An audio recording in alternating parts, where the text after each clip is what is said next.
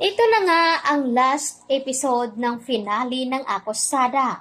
Sa wakas ay nagkaroon na nga ng happy ending itong si Carol at Wilfred matapos ngang mahuli itong si Dennis. Kaya naman itong si Attorney Harrison ay meron pala itong binabala kay Dennis dahil pinaghirapan pala ito at agad na nag-utos ito ng isang priso upang paslangin na nga itong si Dennis. Hindi naasahan nga dito ni Dennis na ito ay isang free map at patibong pala nila Carol at Wilfred ang magpapahuli dito ni Tristan at hindi rin alam dito ni Dennis na pinaplanuhan na pala ito nila ni Tiago at ni Carol. Nagulat nga si Dennis sa isang revelasyon na pag-amin dito ni Carol sa kanya.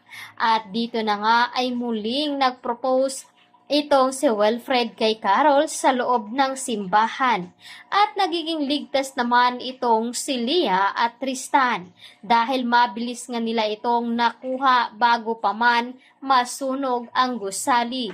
At dito sa simbahan habang naglalakad nga itong si Carol at Wilfred ay sakto naman na nakasalubong nga dito ni Rooney. Ngunit nagulat naman itong si Carol dahil buntis pala itong si Rooney. At dito na nga humingi ng tawad si Rooney dito kay Carol at Wilfred. Gayunpaman ay napatawad nga dito ni Carol itong si Rooney at humingi rin ng tawad itong si Wilfred dahil sa mga masasakit na salita na ginawa niya dito kay Rooney.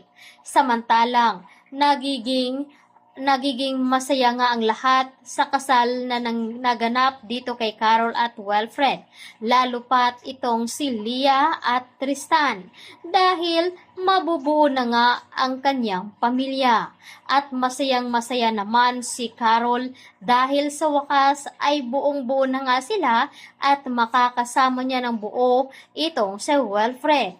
At hiling naman dito ni Rooney na magiging masaya na nga itong si Carol at Wilfred dahil siya ay magiging masaya na rin dahil magkakaroon na nga rin ito ng anak.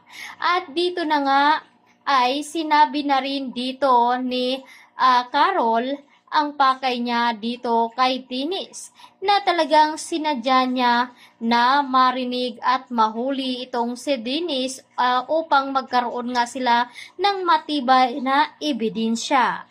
Kaya walang nagawa si Dennis kundi ang makulong. At habang nasa kulungan nga itong si Dennis, hindi niya alam na pinaplanuhan na pala siya. Habang kumakain nga ito ay sakto naman na nagkagulo ang ibang priso. At dito na nga isinagawa ang plano upang itumba itong si Dennis. Hindi na nga siya nakapalag dahil ito pala ay plano dito ni attorney. Kaya dito muna ang huling episode natin dito lamang sa Akusada. Maraming salamat sa inyo sa pagsuporta nyo dito sa aking channel. Ciao! See you sa ating next na ipapalabas dito. Sana suportahan nyo pa rin ako. Bye!